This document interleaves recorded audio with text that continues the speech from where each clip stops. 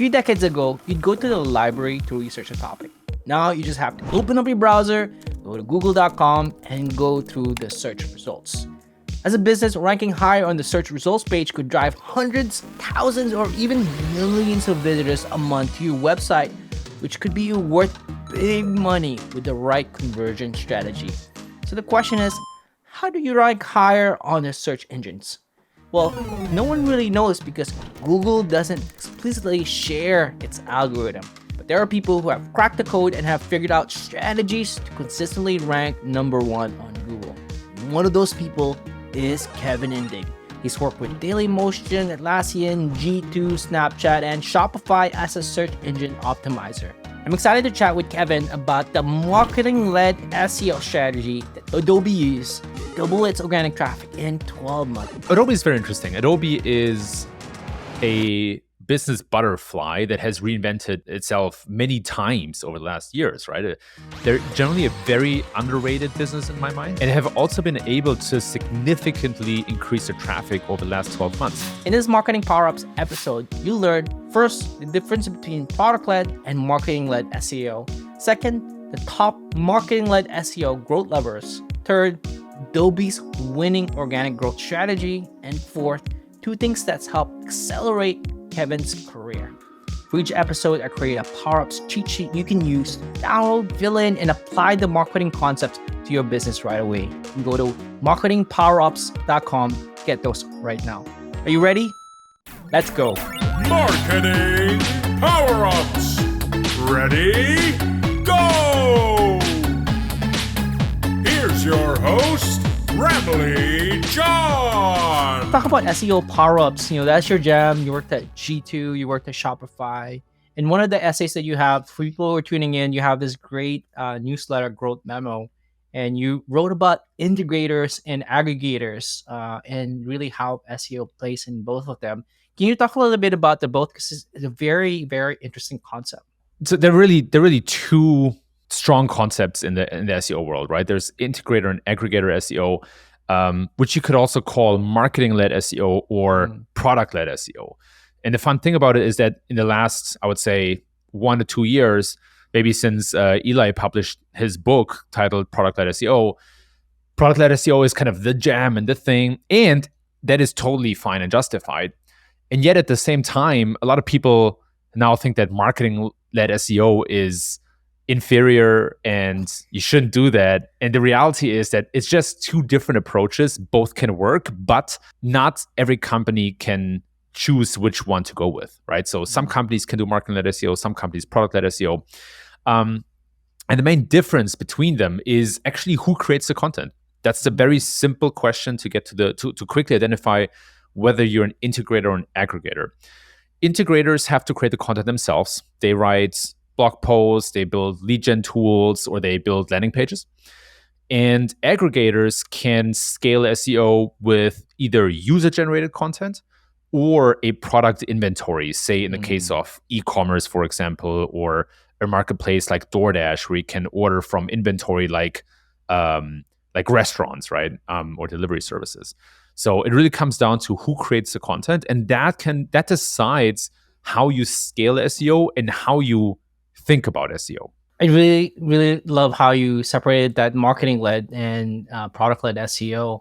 In that essay, once again, I'm going to link this in the description. And for people who are already not subscribed, they should. I'm a big fan. I'm just plugging that in, making sure people do subscribe to your newsletter. But you said there that integrators need differentiated content to stand out and attract customers. And that, I feel like that's such a key point around this. How does that apply to like at the SEO levers? And how does an integrator or a marketing-led SEO approach? What are some levers that those companies can take to exploit SEO as a channel for them? To better understand that, you really want to look back at how SEO matured over the last maybe decade, maybe the last 10 years. And so what happened is that about, I don't even know how long ago this was, but a while ago, this concept of the skyscraper technique came out. And the basic idea was, you look at what's ranking well for a keyword, and you basically synthesize that, summarize that, and do it much, much better. And this classic example are listicles, where, for example, you see, you want to go after the keyword, let's just say podcast mics. You Google that, you see number one result is the 10 best podcast mics. And then the skyscraper method would be writing about the 15 best podcast mics. So this is constant like one-upping. And that, to be fair, that worked really well for a while. It might still sometimes work. But there's an inherent problem, which is that everybody cooks with the same ingredients and everybody has access to the same resources. There's no way of creating something that has a competitive advantage, right? That is hard to replicate. And that's what all this like differentiation aspect is really about. The opposite of differentiation is commoditization. So when everybody has the same product, that's a commodity. And the way to compete with a commodity is just by price in classic economics. And in the SEO time, or in this SEO space, better said, you really just compete with more resources, right? So can you write a listicle faster? Can you execute the skyscraper method faster? Can you create more content? But that's really a race to the bottom, right? You don't really make it easier for yourself. You just compete with muscle, but you don't compete with technique. And so the way to compete with technique is differentiation, and there are different ways to differentiate your content. The best way and the most effective way, better said, is to use proprietary data that only you have access to, right? So at Shopify, for example, we had access to over 2 million e-commerce stores. And so any data we publish about that, it's going to be very, very difficult for anybody else to replicate that data. Maybe, Amazon has similar access, or an Etsy, but the amount of competitors there all of a sudden becomes very, very small. Whereas if we write about, the 10 ways to start a business, now all of a sudden we compete with maybe thousands of sites, or at least hundreds of sites, including, some government sites. So that's like the easiest, most effective ways to compete. And then, of course, adding things like expert quotes or having experts actually write the content is another way to differentiate. Any sorts of secondary data, so surveys, good visualizations, tools, all these kind of things that are harder to replicate can really help content to be differentiated. And that content typically also ranks much, much better in search, right? It's not just looking different. It's not just a positive user experience, but it's also something that Google will reward, because when your content is differentiated, you bring something new to the experience, right? You bring something new that might help searchers solve their problems.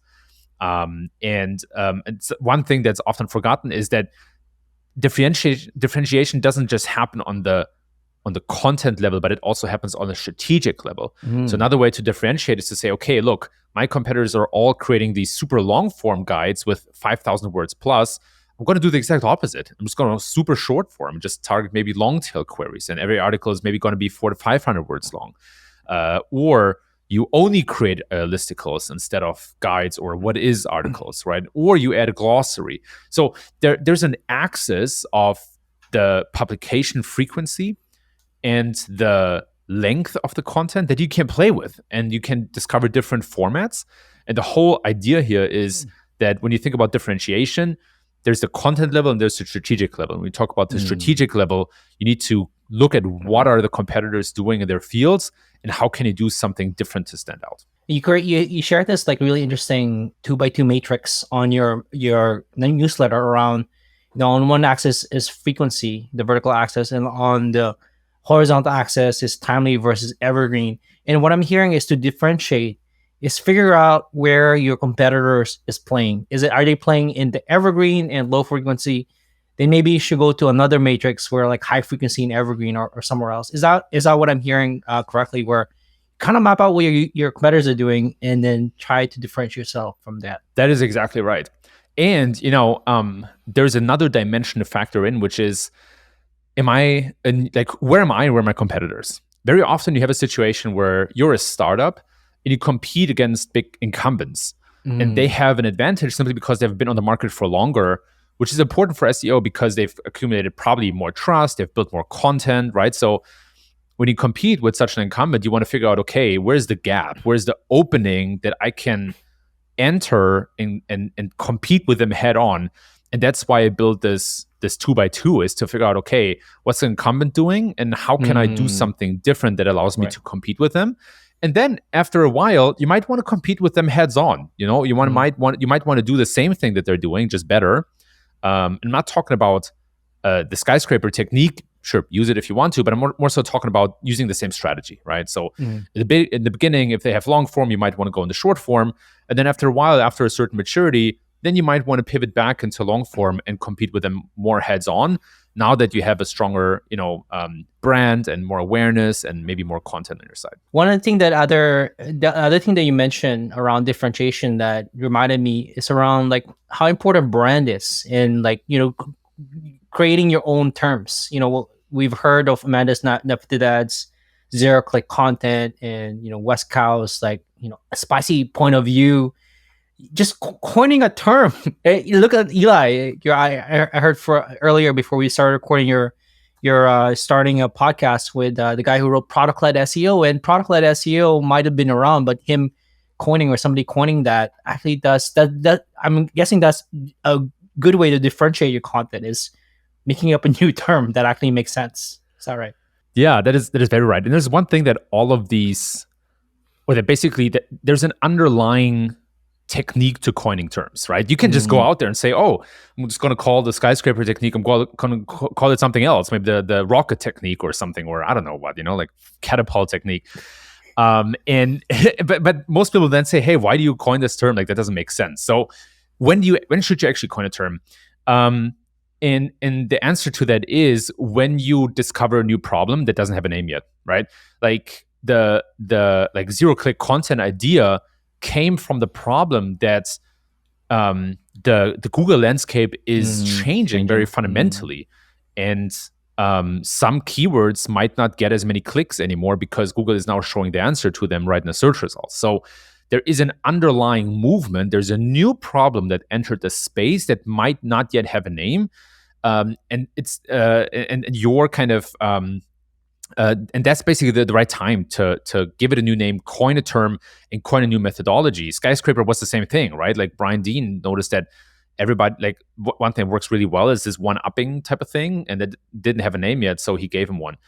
And the same with West Cow and the spicy point of view, right? It's that there's so much cognitive overload and so much information out there on social networks and all sorts of feeds or email newsletters everywhere that you want to send out, and the way to stand out is with a spicy point of view. So the way to coin a new term and to build a brand on something which goes directly back to this idea of a blue ocean. I'm sure lots of listeners or the audience are familiar with the blue versus red ocean kind of category creation concept. The point of all of this is that you're solving a new problem that might not have been there before, or you're solving a problem that has been there for a long time but is unsolved. And of course, giving that a name is a smart marketing play to be recognizable and memorable. But the important thing is that there is a problem that people can relate to. And if you want to transfer that to SEO, that is actually a very smart way. You can say, okay, let's go after keywords that represent a problem that users want to solve, but let's show them a new approach.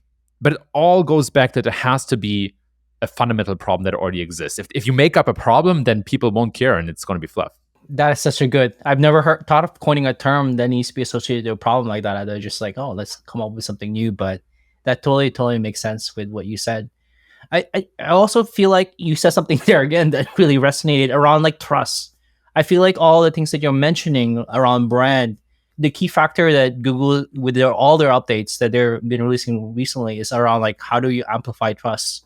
Is that what I'm hearing from what you're saying? Yeah, trust is absolutely critical and has always been critical in marketing. It's one of these universal concepts that never truly die.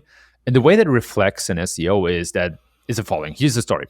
So I've recently been in the market for a credit card. I want to change the main credit card that I'm using. And I made this very interesting discovery along the journey. So I looked for, I think I started with best credit cards just to get an overview of like what's out there. And what I noticed, no surprise there, nothing fancy. And what I noticed is that Google shows some results that compare credit cards, And then Google also shows some results from bigger credit card vendors in the first, like on the first page of Google. So you have sites like NerdWallet or Forbes Advisor, but then you also have American Express, and you have Visa and MasterCard, and these were just landing pages, right? And it took me a while to like really understand why Google shows them, because in my mind, if you look for the best credit cards, you always want to have a comparison. But Google is known to A/B test lots of results against each other all the time. So when I see a result in the top 10, they're usually, especially for such a highly searched keyword, there usually is a really good reason for that. And so what I realized after a while is that people look for these brands because they heard of these brands before. They're familiar with these brands, and they probably also trust these brands. And so Google tries to find the right mix between comparison, but also trustworthy brands that have already established a certain connection to their audience. So trust is incredibly important, and credibility as well. And it kind of goes back to this point that the best way to do SEO is actually for people to search for your brand in the first place, right? When they search for your brand in the first place, then there's no competition. You already won the race. Right. The searchers just need to find the right landing page or the right offering on your site. So I think it goes back to the point that at the end of the day, there are lots of things that have an impact on SEO. It can be the experience with customer support, right? To see if people come back to you. It can be whether people saw your brand out there. It can be whether they saw an ad on TV, right? Like all these things somehow have an impact on SEO because it drives search behavior. And at the end of the day, if you're able to create trust in whatever way, that will pay off from an SEO perspective. The problem is here, the challenge is that this is really difficult to measure. It's very hard to attribute. There are ways, for example, if you measure your brand search volume over time, if that goes up, that's usually a really good sign. Or if you measure your brand's combination search volume, so something like Shopify business name generator or Shopify online business, right? That is a close association between your brand and a generic term like online business. And the more people search for these associations or for these combinations, the stronger of a signal is it to Google to say, oh, maybe Shopify should also rank for business name generator or for online store, because so many people already associate the brand with the term. Before we continue, I want to thank the sponsor for this episode, 42 Agency. When you're in scale-up mode, you have to hit your KPIs, and the pressure is on to deliver demos and signups. It's a lot to handle: demand gen, ABM, email sequences, revenue ops, and more. And that's where 42 Agency, founded by my good friend Camille Rexton, can help you. They're a strategic partner that's helped B2B SaaS companies like Profitwell, Teamwork, Sprout Social, and HubDoc build a predictable revenue engine. If you're looking for performance experts and creatives to solve your hardest marketing problems at a fraction of the cost of in-house, look no further. Go to 42 Agency, that's number 42agency.com, to talk to a strategist to learn how you can build a high-efficiency revenue engine now. Find that link in the description or show notes. Well, that's all for now. Let's jump back into this episode. I'm going to shift focus and talk a little bit about how Adobe is applying all of these things that you've been talking about. I know I keep plugging your newsletter because it's so good. You wrote a whole essay about how Adobe's SEO strategy applied the integrator and also the aggregator strategy, and how Adobe's been around there. It's well known. And usually when it's been around for a while, finding like spikes in growth is quite tough, and they've done several things. Can you talk a little bit about stuff that they've done, how they've applied and differentiated themselves from other design tools or tools that similar to Adobe? Sure, and thanks for the kind words, Ramli. Really, really appreciate that. So Adobe is very interesting. Adobe is a business butterfly that has reinvented itself many times over the last years, right? Not to forget that Adobe, next to Microsoft, by the way, is one of the few businesses that were able to shift from on-premise to a subscription business and do that incredibly successful. So they're generally a very underrated business in my mind, and do some very interesting things, and have also been able to significantly increase their traffic over the last 12 months. So before then, it was relatively flat, not completely, but growth at least for judging from the outside, which is not always accurate, seem to have come a bit slower. But then in the last 12 months, something changed. And I dug a bit deeper into this in the growth memo essay into what has changed and what they're doing. And the SEO strategy, I think, is very, very good and very refined. To be fair, Adobe employs many SEOs, and each of those SEOs is or most of these SEOs are focused on specific products or categories, similar to how you have many SEOs at big e-commerce sites like a Home Depot, and as an SEO there you are focused on a category, or Walmart is another example. And so Adobe does something very similar. And what they do really well is that they build these content hubs. And the meta point that I want to make here is that a lot of marketers and SEOs, especially when they think about marketing-led SEO or integrator SEO, they always go back to the blog as kind of the area to create content and scale SEO. But blogs have a big problem, which is that they're time sorted, right? You see the newest content on top, oldest at the bottom, but that's not how users explore problems. Right? Users are interested in a topic or a problem, and that has a linear structure as opposed to a time-based structure most of the time. And so Adobe is really good at embracing that and creating content hubs that revolve around one topic. That could be e-signature, for example, in the case of Acrobat. And they keep all the content on this hub just focused on e-signature. And so they will have a list of landing pages for different features of Acrobat. They might have a resource center with common questions. They have tutorials. They have little mini tools on there, and everything just revolves around the same topic. And that works well from a couple of reasons. One is, as a user, you land there and you have everything is related to the problem you're trying to solve. And on the other hand, for Google, it's very easy to understand because all the content is related to one topic, and that we use this concept of topical authority in SEO, which is a little bit fuzzy, but it's in essence, it's easier for Google to understand that all these pages revolve around the same big topic, and for Google, that's a signal to say, oh, okay, if that's a very comprehensive place for this topic, then maybe I should rank all of these pages higher for their keywords, right? So there's an underlying mechanism. And so when you look at some of the data, the Acrobat content hub on Adobe.com actually has over 850 pages, which is, there are many sites that don't have that size. So it's huge. There's a lot of content out there, and it gets almost 2 million non-branded monthly visits, which is like about 25 million visits a year. And for a self-serve low-cost product like Acrobat, you can do the mental math and think about how much growth that actually drives. So I think it's a best practice of an integrator strategy. And I think the way that they organize and put the content together is just really well done. I totally love that. 850 landing pages. And one of the things they've done is a little bit of aggregator strategy or product-led SEO with their stock photos and videos and fonts. Can you talk a little bit about that? How did they also get that win there as well? When we talk about product-led SEO, there are product strategies that allow you to scale SEO and basically cross over from an integrator to an aggregator, or sometimes the other way around. It's always easier to cross over from aggregator to integrator because you basically, right, you have your marketplace as an aggregator, and then you add some content hubs, lead gen tools, blog, right? The path there is relatively straightforward. Whereas the product-led SEO path, you always have to figure out what is the loop here, what is the flywheel, what's the user experience, what do we want to give away, how does monetization work? There are many different facets that you have to consider. There's a much longer thought chain here. And so what Adobe has done, as you already mentioned, they have created a subdomain called that's stock.adobe.com, where they provide graphical, any creative asset.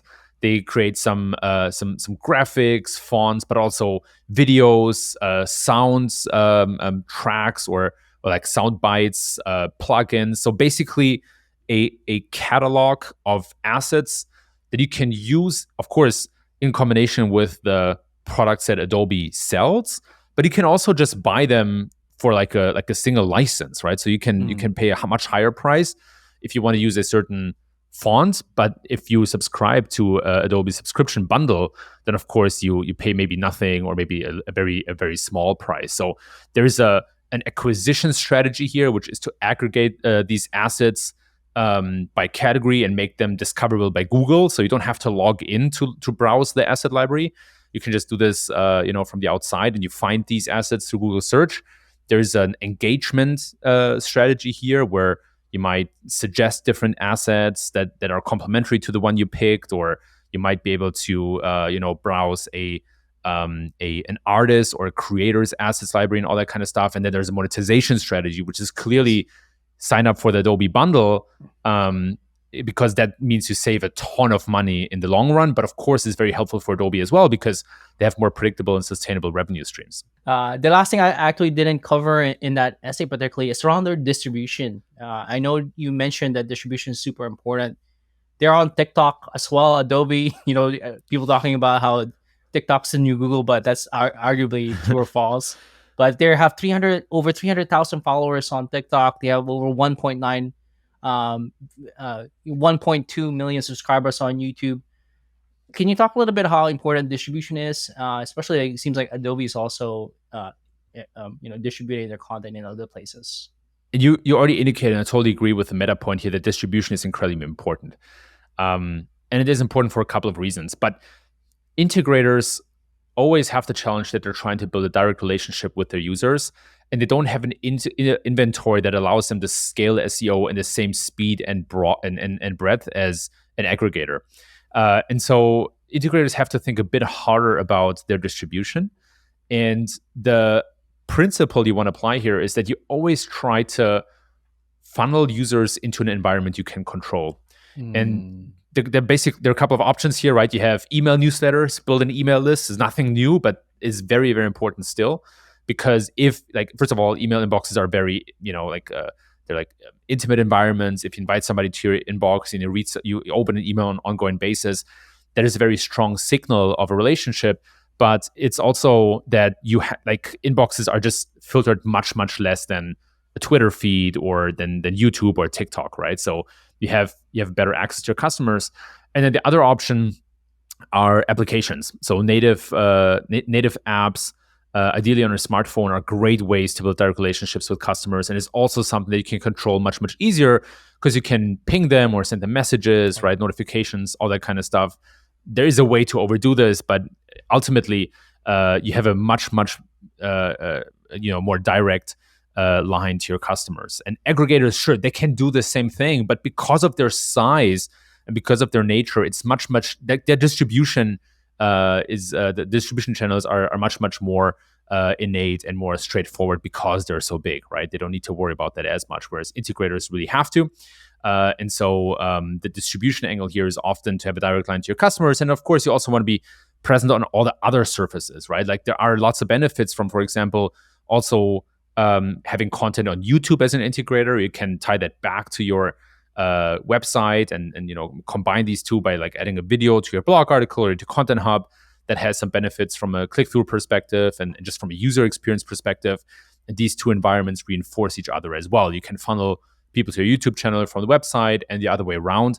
And these are all ways to just be top of mind and present in your customers' field. It's almost like this surround sound type of effect that comes up when you play on lots of different channels. But of course, that's more a strategy for more mature integrators. If you're a startup just starting out, then you really want to focus on nailing one channel and then venturing into the next one. I want to shift focus now around power-ups for career. Now, you've been in marketing for 15 years, and for people who might be tuning in, they're probably less than 15 years in marketing. I'm probably 12 years as well, but what are some things that's helped you in your career as you went through it? You went to G2, then Shopify. Now you're following along with your own practice and courses and things like that. What's one thing that has really helped you, a power up that's helped you in your career? Yeah, that's a great question. And the first thing I always say when people ask me that is you have to give credit, to the things that you cannot control, right? Like being born to the right parents with the right genetics in the right place at the right time. having had great mentors and supporters and all this kind of stuff, that you always have to give credit to that. And that's probably 50%, if not more. And then there's the other half of things that you can control. And I think, like reflecting back, there are obviously lots of things that help, but two that I would want to call out are, number one is I'm a voracious note taker. I know you use Notion as well. I use Notion. It's probably the most used app on my computer and my phone. I use it all the time for lots of different things, whether it's managing my tasks or planning my weeks, but most importantly, to just take notes and keep track. And I keep track of everything. And the reason is that everybody suffers under that. There's a lot of information out there, and it's really hard to store that in just your brain. But it really helps me to structure all that information by writing it down. So again, like everything I read or consume, whether it's podcasts, newsletters, blog articles, movies, I always take some notes, and sometimes just scribbles or thoughts, and other times it's very structured notes that I come back to. So I have a whole SEO playbook on my Notion with, that I groomed over the last 10, 15 years. That has obviously helped.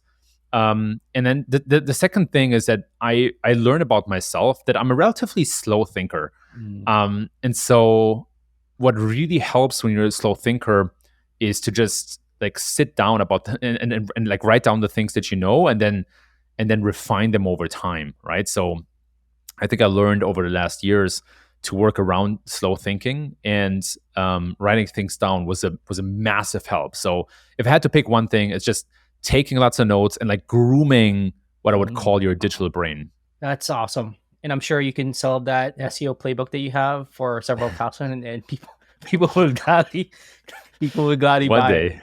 it. Yes, one day for sure. We're gonna plug your course in a bit, but I know you're working on that. One final question around, if you can give yourself, younger self, an advice, like one or two pieces of advice, yourself when you're early on, 15 years ago, you're just starting out in marketing, what would be the advice that you'd give that younger version of Kevin? So if I had to pick one, I would probably give myself the advice to have more conviction.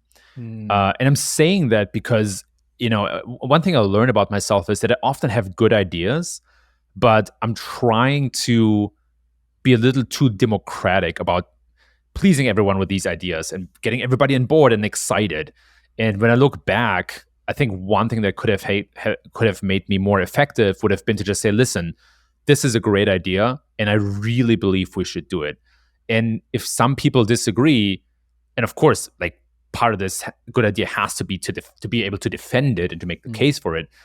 But it's fine if not everybody's on board with that, and it's fine if not everybody loves the idea, right? But I think a mistake that I made too often is just to get everybody excited and pleased about something, which always dilutes the effectiveness, and that doesn't mean you have to piss people off. It's just simply that, you just have, I think I would want it to have more conviction that this is a great idea and we should execute it to the way that I think, and be open to make small compromises along the way, but not to sell your ideas short and give in at the first critique. I think that's like one major lesson I learned for myself. And if I could pick another one, I would probably say more focus and less volume. I think, like something I'm really good at is to come up with 10 different things or ways to solve a problem. Right. And then one thing that I learned to do much, much better now is to say, okay, what are the 3 things that we should actually do? And what is the number one thing that we have to do out of all of these 10 ideas? And that's actually incredibly helpful because you make harder decisions. You think through all of these 10 ideas much, much more. And at the end of the day, the more you focus, the more effective you are, right? And you can still go back to the 9 other ideas, but first make sure you land this one idea and it's successful, and then bring in the ball. This chat was such a great primer on marketing-led SEO. Kevin is the real deal. I encourage you to sign up for Kevin's newsletter, Growth Memo, at kevin-indig.com. You can also find Kevin on LinkedIn and Twitter. All those links are in the show notes and description. Thanks to Kevin for being on this show. If you enjoyed this episode, you'd love the Marketing Powerups newsletter that I send out each week. I share the actionable takeaways and break down the frameworks of world-class marketers from each episode. You can go to marketingpowerups.com to subscribe, and you'll instantly unlock the 5 best marketing frameworks that top marketers use to hit their KPIs consistently and wow their colleagues. If you want to say thank you, please like and follow Marketing Powerups on YouTube, Apple Podcasts, and Spotify. If you're feeling extra generous, kindly leave a review on Apple Podcasts and Spotify and leave a comment on YouTube. It goes a long way for others finding out about Marketing Powerups. Thank you to Mary Sullivan for creating the artwork and design. Thanks to 42 Agency for sponsoring this episode. And of course, thank you for listening and tuning in. Well, that's all for now. This is your host, Ramley John. Until the next episode, have a powered up day. Bye. Marketing Power-Ups. Until the next episode,